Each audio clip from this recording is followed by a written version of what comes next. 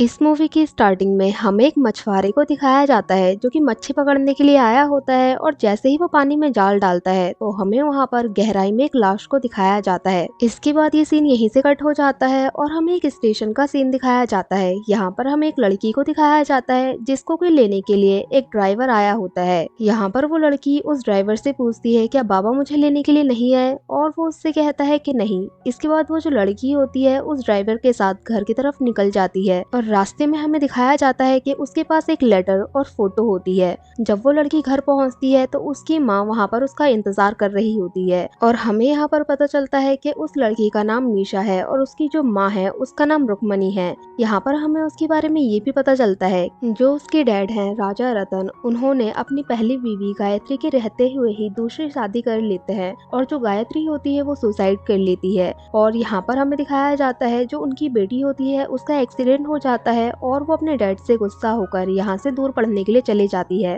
और मीशा उन लोगों से नफरत करती है। इसके बाद जो रुक्मणी होती है वो मीशा को उसका रूम दिखाती है और यहाँ पर आकर हमें दिखाया जाता है कि उसके सामान को किसी ने भी टच नहीं किया होता है और मीशा अपने डैड से नफरत करती है। इसके बाद हमें रात का सीन दिखाया जाता है। जब ये लोग डिनर कर रहे होते हैं तो रुक्मणी उससे पूछती है कि मैंने तुम्हें बहुत सारे ऑनलाइन प्लेटफॉर्म पर ढूंढने की कोशिश की लेकिन तुम मुझे कहीं भी नहीं मिली। अब मीशा उससे कुछ ऐसा बोलती है कि वो उसको बुरा लग जाता है। इसके बाद जो रुक्मणी होती है वो यहाँ पर मीशा को उसके डैड की कुछ क्लिप्स दिखाने के लिए लेकर जाती है और यहाँ पर वो उसको बताती है कि तुम्हारे जाने के बाद तुम्हारे डैड हमेशा बस तुम्हारी ये वीडियोस ही देखते रहा करते थे। और यहाँ से ये लोग सोने के लिए चले जाते हैं। इसके बाद जब मीशा सो रही होती है तो उसको अजीब सी आवाजें आती हैं। अब वो उठकर बाहर आती है और वो एक दरवाजे के पास जाती है। पहले जब वो उस दरवाजे को खोलती है तो वहाँ पर कोई भी नहीं होता, लेकिन बाद में उस दरवाजे में से खटखटाने की आवाज आती है। जब वो वहाँ पर जाकर उस दरवाजे को खोलती है तो वहाँ पर एक रेड कपड़ा दिख रहा होता है। अब वो आगे जाती है और उस कपड़े के पास चले जाती है। यहाँ से जाते हुए उसको एक आदमी दिखता है। अब वो उस आदमी को ढूंढते हुए इस हवेली में घूमने लग जाती है। वो जो पुतला होता है वो उससे दूर जाकर खड़ा हो जाता है। जब मीशा वहाँ तक पहुँचती है तो वो पुतला उसकी तरफ नजरें घुमा रहा होता है। मीशा देखती है कि नीचे कुछ रखा हुआ है। मीशा का मुंह उस पुतले के अपोजिट होता है और वो जो पुतला होता है वो उसको धक्का दे देता है और मीशा का एक्सीडेंट हो जाता है और उसकी चोट लग जाती है। अब हम यहाँ पे डॉक्टर को दिखाया जाता है जो कि मीशा को चेक करने के लिए आए होते हैं। अब मीशा उन सभी लोगों को बताती है कि उसने अपने दादा को देखा, लेकिन कोई भी उसकी बात पर यकीन नहीं करता क्योंकि सबको पता होता है कि उसके जो डैड हैं वो किसी काम से शहर से बाहर गए हैं। अब जब यहाँ पर मीशा होती है वो बहुत ज्यादा जिद कर रही होती है तो सब लोग उसकी तसल्ली के लिए बाहर चेक करने के लिए जाते हैं और उन लोगों को कोई भी नहीं मिलता। इसके बाद जो रुक्मणी होती है वो मीशा को लेकर एक गेम दिखाने के लिए जाती है। यहाँ पर मीशा से मिलने के लिए उसका कजन राना आता है। यहाँ पर वो मीशा को फ्राइडे होने वाली पार्टी के लिए भी इनवाइट कर देता है और यहाँ पर मीशा एसपी अशोक से भी मिलती है। इस गेम में राना के अपोजिट रतन की जगह पर उसका जो नौकर होता है कपिल खेल रहा होता है। राना एक पॉइंट से पीछे होता है कपिल से, तो वो गन में कुछ ऐसा करवा देता है जिससे कि गन बैक फायर करने लग जाती है और कपिल के चोट लग जाती है। यहाँ से जाने के बाद जब कपिल अपने पट्टी बांध रहा होता है तब मीशा उसके पास आती है और उसकी हेल्प करने की कोशिश करती है। अब वो यहाँ पर बातों बातों में ही कपिल से पूछती है कि मेरे दादा कहाँ पर हैं, तो कपिल उसको बताता है कि मुझे नहीं पता, भले ही मैं उनका खास था लेकिन मैं इतना भी खास नहीं था कि उनकी पर्सनल बातें मुझे पता हो, और वो यहाँ से चले जाता है। इसके बाद हमें रात का सीन दिखाया जाता है। जब मीशा सो रही होती है तो उसको बाहर से किसी म्यूजिक की आवाज आ रही होती है। अब जब वो बाहर आकर चेक करती है तो बाहर कोई पियानो बजा रहा होता है। पियानो के पास आकर देखने पर उसको पता चलता है कि पियानो अपने आप बज रहा है। वो डर जाती है और तभी एक रूम की लाइट खुद ही ऑन हो जाती है। अब वो जब उस रूम में जाती है तो वो देखती है कि प्रोजेक्टर पर वीडियोस चल रही हैं और उसमें उसके डैड की वीडियो भी चल रही होती है। तभी वो जब प्रोजेक्टर के पास जाती है तो स्क्रीन में से एक हाथ आकर उसको पकड़ लेता है और वो जोर से चिल्लाने लग जाती है। इसके बाद एसपी अशोक को यहाँ पर बुलाया जाता है। वो पूरा घर चेक करते हैं लेकिन कोई भी नहीं मिलता। मीशा जिद कर रही होती है कि उसने अपने दादा को देखा है। और वो एसपी अशोक से कहती है कि आप एक कंप्लेन लिखिए, मिसिंग कंप्लेन। लेकिन एसपी अशोक उससे कहता है कि तुम्हें पुलिस स्टेशन आना पड़ेगा, तभी मैं तुम्हारी कंप्लेन लिखूंगा। इसके बाद हमें रुक्मणी और मीशा को दिखाया जाता है जो कि कार में बैठे होते हैं। अब जो रुक्मणी है वो मीशा से बात करने की कोशिश करती है, लेकिन जो मीशा है वो शांत बैठे रहती है। तभी रुक्मणी यहाँ से चली जाती है। अब मीशा कार में से निकलकर मंदिर के अंदर जाती है और यहाँ पर वो एक औरत को देखती है जो कि काफी अजीब सी होती है और वो बहुत ही अजीब से कपड़े पहने हुए होती है। वो औरत सडनली उसके पास आती है और उससे कहने लगती है कि वो तेरा इंतजार कर रहा है, वो मर गया है और वो तुझसे मदद चाहता है। मीशा ये देखकर काफी डर जाती है। तभी रुक्मणी यहाँ पर आ जाती है और वो मीशा को यहाँ से ले जाती है। अब घर आने के बाद मीशा कपिल से बोलती है कि मुझे उस औरत से मिलना है, क्योंकि वो कुछ ना कुछ तो जरूर जानती है। कपिल पहले मना करता है, लेकिन मीशा के जिद करने के बाद वो उस औरत को लेकर घर आ जाता है। वो जो औरत होती है वो ऐसा दिखा रही होती है कि जैसे वो उसके पापा को सुन सकती है, और वो एक बुक लाने के लिए बोलती है और उसमें एक पेज खोलने के लिए बोलती है। इसके बाद तभी यहाँ पर रुक्मणी आ जाती है और वो उस औरत को घर से बाहर निकालने के लिए बोल देती है। मीशा जो होती है वो रुक्मणी के ऊपर गुस्सा करती है और उसको अपने रूम से बाहर निकलने के लिए बोलती है, लेकिन जो कपिल होता है वो उस औरत को यहाँ से ले जाने लगता है। तभी वो औरत जाने से पहले कहती है कि वो रात को 12 बजे तेरा इंतजार करेगा और तुझे कुछ ना कुछ जरूर बताएगा।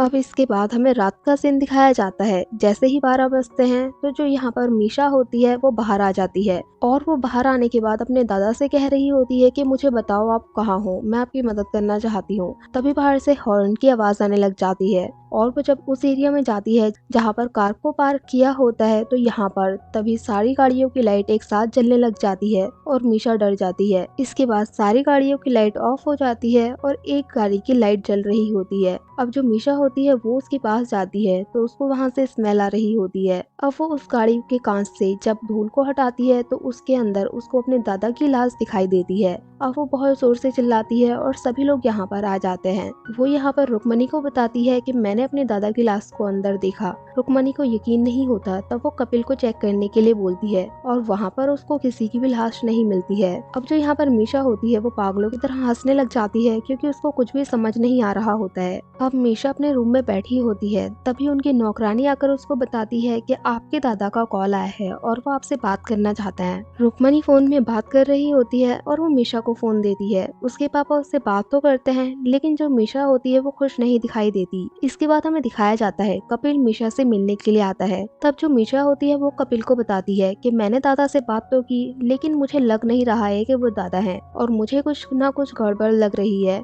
अब वो कहती है कि सब कुछ जहाँ से शुरू हुआ है मैं वहाँ से शुरू करूंगी और सब कुछ पता लगा कर रहूंगी। इसके बाद ये लोग कार में ढूंढने के लिए जाते हैं और वहाँ पर अच्छे से ढूंढने के बाद मीशा को अपने दादा के कोट का एक बटन मिलता है और इसके बाद हमें दिखाया जाता है कि ये लोग रात को राना की पार्टी में जाते हैं और मीशा अपने साथ कपिल को लेकर आई होती है। यहाँ पर जो कपिल होता है वो मीशा को बताता है, वो उससे कहता है कि जो अशोक है वो रुक्मणी को पसंद करता है, वो भी काफी सालों से, इसीलिए उसने शादी भी नहीं की। यहाँ पर रुक्मणी कपिल को देख लेती है और वो इन लोगों के पास आकर कहती है कि तुम यहाँ पर क्यों आए हो, और वो उसको डांट रही होती है। तब मीशा उससे कहती है कि मेरे साथ आया है। अब जो राना होता है वो रुक्मणी को अपने साथ लेकर यहाँ से चले जाता है और इन लोगों में कुछ बात चल रही होती है। इन लोगों का पीछा कपिल और मीशा भी कर रहे होते हैं। अब राना गुस्से में यहाँ से चले जाता है और जो कपिल और मीशा होते हैं वो लोग इसका पीछा करते करते एक जगह पर पहुंच जाते हैं। जो राना होता है वो कुछ आदमियों को पैसे देता है और वो आदमी उसको मार के यहाँ से चले जाते हैं। अब राना अपने रूम में बैठा होता है, तभी कपिल और मीशा यहाँ पर आते हैं तो राना उनसे कहता है क्या तुम लोग मेरा पीछा कर रहे हो। तब मीशा उससे कहती है कि तुमने मेरे दादा को मारने में रुक्मणी की मदद की है। वो कहता है कि मैं तुम्हारे पापा को क्यों मारूंगा, क्योंकि हम लोग तो महल को एक रेस्टोरेंट बनाने की सोच रहे थे और इसके लिए मैंने 50 करोड़ का लोन भी लिया है। और वो उसको बताता है कि जो रुक्मणी है उसने ही कुछ ना कुछ किया है क्योंकि वो प्रेग्नेंट है, और अगर वो तुम्हारे पापा का बच्चा होता तो वो सबको बताती, लेकिन वो इस बात को सबसे छुपा रही है। इसका मतलब कुछ ना कुछ तो गड़बड़ जरूर है। इसके बाद हमें रुक्मणी को दिखाया जाता है जो कि स्विमिंग कर रही होती है। तभी उसके आगे एक लेडी आती है जो कि वही होती है और वो अपने पेट में चाकू मारती है। अब रुक्मणी डर के यहाँ से अपने रूम में चले जाती है। और वो दवाइयाँ खाती है तभी गलती से मिरर का कपड़ा उतर जाता है और मिरर में एक चोट का निशान भी होता है और वो टूटा हुआ होता है और मिरर में हमें किसी के पैर दिखाई देते हैं जो कि पॉलिथीन से लिपटे हुए होते हैं। अब जो रुक्मणी होती है वो वापस से मिरर के ऊपर कपड़ा डाल देती है और दूसरी साइड हमें राना को दिखाया जाता है जिसकी गर्लफ्रेंड का फोन उसके पास आता है और वो यहाँ से घर जाने के लिए निकल जाता है। जैसे ही वो अपनी कार में बैठता है कोई उसका गला दबाने लग जाता है। अब वो जैसे तैसे करके यहाँ से भागता है लेकिन वो उसका पीछा करता है और आगे जाने के बाद वो बहुत ही बेरहमी से उसको मार डालता है। अब जो मीशा होती है वो रुक्मणी के पास आकर उससे पूछती है कि ये बच्चा किसका है। तो रुक्मणी उससे गुस्से में कहती है कि जिन चीजों से तुम्हारा लेना देना नहीं है तुम उनसे दूर रहो। तभी उसके पास कपिल आकर उसको बताता है कि राना का खून हो गया है और वो उसको देखने के लिए निकल जाती है। अब जो मीशा होती है वो बाहर आकर देखती है, वो जो डॉग होता है वो भौंक रहा होता है। तब मीशा को याद आता है कि जहाँ पर भी रतन होता है ये डॉग वहाँ पर पहुँच ही जाता है और ये उनका बहुत ज्यादा लाडला है। तब वो उस डॉग के पास जाकर उसको जो कोर्ट का बटन होता है वो स्मेल कराती है और उस डॉग को खोल देती है। अब वो जो डॉग होता है वो हर उस जगह पर पहुंच जाता है जहां पर पहले मीशा गई होती है और वो तालाब के पानी को देखकर भौंक रहा होता है। अब जो मीशा होती है वो अपने नौकर काका से कहती है कि आप पानी में जाकर चेक करिए और वो कपिल को फोन करके बताती है कि उसको उसके डैड की बॉडी मिल गई है और उससे जल्दी से वापस आने के लिए बोलती है। अब जो उनका नौकर काका होते हैं वो बॉडी को पानी से बाहर निकालते हैं और बॉडी पानी के ऊपर तैरने लग जाती है। तभी हमें दिखाया जाता है कोई मीशा की तरफ बढ़ रहा होता है और वो उसको खींचकर यहाँ से पीछे ले जाता है और हमें दिखाया जाता है कि जो उसका नौकर काका है वो कार में बैठे होते हैं और जो मीशा है वो भी उसी कार में बैठी होती है और पीछे से कोई उनकी कार को धक्का दे रहा होता है और वो कोई और नहीं कपिल होता है और वो उनकी कार को धक्का देकर एक पहाड़ी से नदी में फेंक देता है। इसके बाद कपिल रुक्मणी के पास आकर उसको सब कुछ बताता है और हमें यहाँ पर पता चलता है कि वो जो बच्चा है वो किसी और का नहीं बल्कि कपिल का है। इसके बाद हमें फ्लैशबैक का सीन दिखाया जाता है। यहाँ पर जब रुक्मणी और कपिल इंटीमेट हो रहे होते हैं तभी यहाँ पर रतन आ जाता है और वो ये देखकर बहुत ज्यादा गुस्सा हो जाता है और वो रुक्मणी को जान से मारने की कोशिश करता है। जब कपिल उसको बचा रहा होता है तब वो उसको मिरर में मारता है जिससे कि उसके सर से खून निकलने लग जाता है। अब इन दोनों में फाइट स्टार्ट हो जाती है और जो कपिल है वो रतन का खून कर देता है और उसको पॉलिथीन में रैप करके उसी तालाब में फेंक देता है। रुक्मणी वैसे डिप्रेशन में आ गई होती है और वो खुद की जान लेने की कोशिश करती है लेकिन कपिल आकर उसको समझाता है और कहता है कि हमारे बच्चे के बारे में सोचो और हम जल्दी ही सब कुछ ठीक कर देंगे और वो उससे कहता है कि तुम बस अशोक को संभाल लेना। अब जो रुक्मणी होती है वो अशोक को बुलाकर उससे कहती है कि मीशा को यहाँ से घर जाना था इसीलिए वो कल रात को ही यहाँ से निकल गई और उसका कोई भी पता नहीं चल रहा है और वो उसकी मिसिंग कंप्लेन लिखा देती है। अब जो एसपी अशोक होता है उसको मीशा की कार उसी तालाब में मिलती है लेकिन उसमें उसको उनकी नौकर की ही डेड बॉडी मिलती है और मीशा की डेड बॉडी नहीं मिलती। तब हमें दिखाया जाता है जो रुक्मणी है वो कपिल को कॉल करके बोलती है कि तुम जल्दी आ जाओ और मुझे बहुत ज्यादा डर लग रहा है। वो बाहर नोटिस करती है कि बारिश का मौसम है और वहाँ पर कोई है। अब जो रुक्मणी होती है वो चेक करने के लिए बाहर जाती है तब उसको वहाँ पर डॉक्टर शेखावत दिखाई देता है। अब वो डॉक्टर शेखावत से बताती है कि मीशा घर से चली गई थी क्योंकि वो गुस्से में थी और वो घर जाना चाहती थी। मैंने उसको समझाने की कोशिश की लेकिन वो नहीं रुकी। तब डॉक्टर शेखावत उसको बताता है कि मीशा एक हफ्ते पहले ही मर चुकी है और मुझे समझ नहीं आ रहा है कि आखिर वो यहाँ पर कैसे हो सकती है। अब रुक्मणी ये बात सुनकर बहुत ज्यादा हैरान हो जाती है और डर जाती है। अब जब वो घर के दरवाजे पे देखती है तो उसको वहाँ पर मीशा दिखाई देती है। अब ये लोग अंदर जाते हैं और वहाँ पर मीशा होती है। तब हमें दिखाया जाता है कि वो बच के यहाँ पर आई है और वो चल सकती है। यहाँ पर हमें फ्लैशबैक का सीन दिखाया जाता है। जो मीशा होती है असल में वो मीशा नहीं बल्कि मीशा की फ्रेंड फातिमा होती है जो कि मीशा बनकर यहाँ पर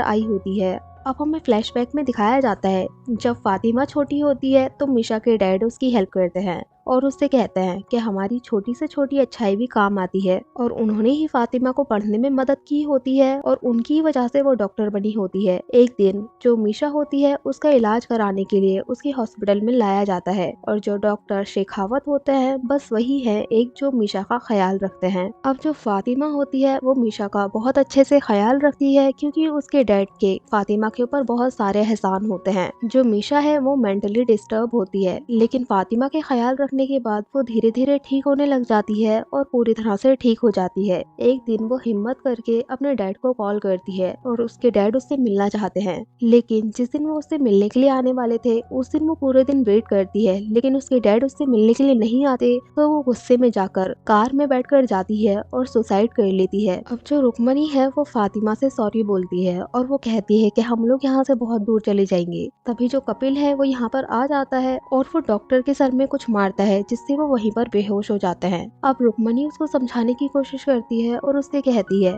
कि हम लोग यहाँ से दूर चले जाएंगे और हमारे बच्चे के बारे में सोचो, लेकिन जो कपिल है वो कहता है कि ये सब कुछ मेरा है और मैं इसको छोड़कर कहीं भी नहीं जाऊंगा। अब रुक्मणी को एहसास होता है कि कपिल को इस दौलत से मतलब है, ना कि उससे। अब वो फातिमा के पीछे पड़ जाता है और वो रुक्मणी को भी पीछे ही धक्का देकर चले जाता है। अब फातिमा यहाँ से जाकर कहीं पर छुप जाती है, लेकिन जो कपिल होता है वो उसका पीछा नहीं छोड़ता और वो उसको ढूंढ कर निकाल लेता है। जैसे ही वो उसको मारने वाला होता है तभी रुक्मणी यहाँ पर आती है और वो उसको शूट कर देती है। अब कपिल उसके पास आकर उससे कहता है कि तुम मुझे मारोगी, और उन दोनों के बीच में छीना झपटी स्टार्ट हो जाती है और इसी बीच में रुक्मणी को गोली लग जाती है और वो तालाब के अंदर डूब जाती है। अब ये देखकर तो कपिल को और भी ज्यादा गुस्सा आने लग जाता है और वो फातिमा के पीछे पड़ जाता है। फातिमा मौका देखकर यहाँ से भाग गई होती है और वो उस जगह पर पहुंच जाती है जहाँ पर कार्स होती हैं। अब कपिल यहाँ पर आ जाता है और फातिमा एक गन उठा लेती है और वो उसको शूट करने वाली होती है। तब कपिल उसको कहानी सुनाते हुए कहता है कि एक बार मैंने राजा साहब का महंगा कोट पहन लिया था, तब उन्होंने मुझसे कहा था कि तेरी औकात इसके एक धागे के बराबर भी नहीं है, और उन्होंने मुझे सबके सामने नंगा करके बेइज्जत किया था। उस दिन मुझे एहसास हुआ कि अपना हक छीनना पड़ता है, और तब से ही मैंने सोच लिया कि मैं भी ये सब कुछ जरूर हासिल करूंगा। और इसके बाद वो फातिमा से गन छीन लेता है और जैसे ही वो उसको शूट करता है तभी गन जो होती है वो वापस से बैकफायर करती है, क्योंकि फातिमा ने गन के अंदर कुछ डाल दिया था जिसकी वजह से वो बैकफायर करती है। अब यहाँ पर जो कपिल होता है वो तड़प तड़प के मर जाता है और फातिमा यहाँ से बाहर चली जाती है। अब हमें दिखाया जाता है कि डॉक्टर शेखावत ठीक होते हैं और फातिमा भी यहाँ पर होती है। अब एसपी अशोक आता है और वो सारे डेड बॉडीज को यहाँ से लेकर चले जाता है, और मूवी के एंड में हमें दिखाया जाता है कि जो महल होता है और वो अनाथ बच्चों का घर बन गया था, और यहाँ पर फातिमा आती है और यहीं पर ये मूवी एंड हो जाती है। सो गाइस, हमें कमेंट करके जरूर बताना कि आपको ये मूवी कैसी लगी। अगर अच्छी लगी हो तो लाइक करें, शेयर करें और कमेंट करें, और सब्सक्राइब करें इस चैनल को ऐसे ही मजेदार वीडियोस को देखने के लिए। और हाँ, बेल आइकन को दबाना ना भूलें। Thank you for watching guys.